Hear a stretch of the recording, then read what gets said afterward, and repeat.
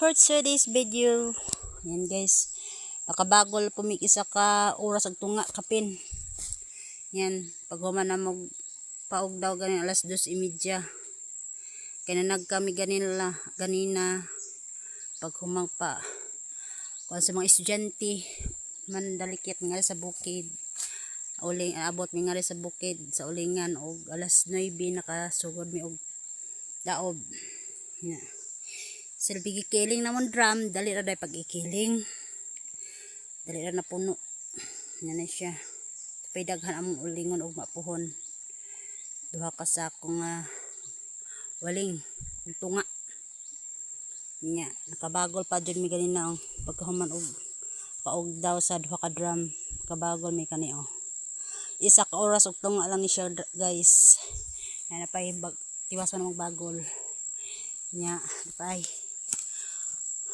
habo ala sa iyang panudlanan kay sobras kadugay na ba. Humukra siya tanggalon.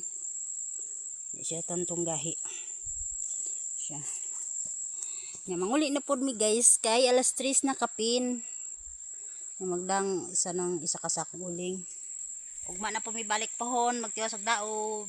Guys. Bye bye. Bye bye bye bye. Yan siya guys. Manguli na mga person. Yan, naka-ready ng isa to sa campus. Naka naman mi, naka luto naman mig olig og duha ka sakog tunga. Ug manapod pohon. Ay ubay-ubay pa niya mo trabaho ondri Butan pa sa ni April. Yan siya guys. Bye bye. Manguli na mi. Bye bye. See you tomorrow. Charot. Charot. Manguli na mi guys. Kay hapon na. Ano na yung picnic dahil dali lang pauling.